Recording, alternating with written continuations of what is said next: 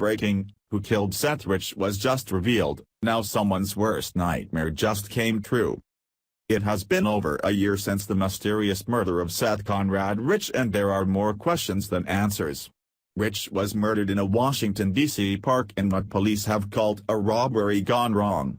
However, what is suspicious about this theory is that nothing was taken from Seth Rich. In fact, his cell phone, wallet, and watch were still found on his person. But that is not where the oddities end in this case. As you know, Seth Rich was a disgruntled DNC staffer that was a huge Bernie Sanders supporter. Those who were close to Rich said that he was upset after Hillary Clinton stole the nomination from Sanders. It was reported that Rich then sent 44,000 DNC emails to WikiLeaks which showed the corruption of the Democrat Party. Seth Rich's father even questioned the robbery motive to reporters shortly after his son's death.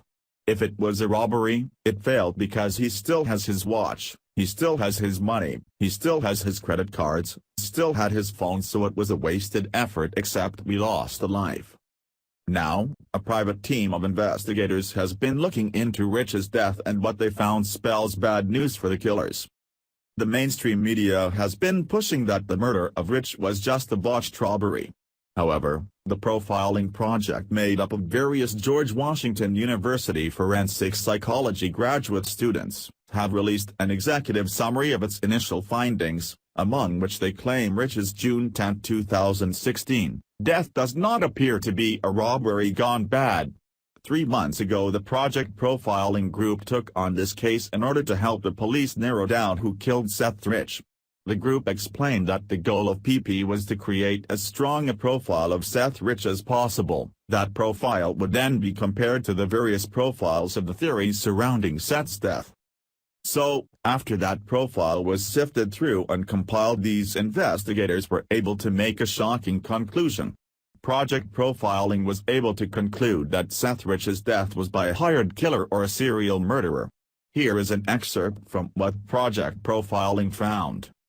On May 8, 2017, PP accomplished its goal by locating an additional security camera at the Flagler Market, which was observed on May 4, 2017, to have a clear view of the intersection of W Street and W and Flagler Place and W, the group states.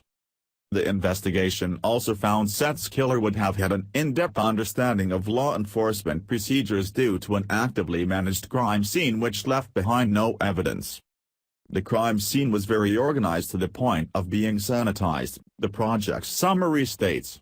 This would indicate careful planning on the part of the offender, control of the entry to and exit from the crime scene, as well as in-depth understanding of law enforcement investigative processes. Such an offender would lend to the notion that Seth was targeted, as the experienced criminal would leave little to chance, the group writes elsewhere in its report. And that was not all that was discovered in the report. The group also noted that at the crime scene that there were no firearms casings reported to be found. This shows that the killer or killers knew exactly what they were doing. If this were, in fact, a robbery went wrong, it would be a crime of opportunity and the scene much more chaotic.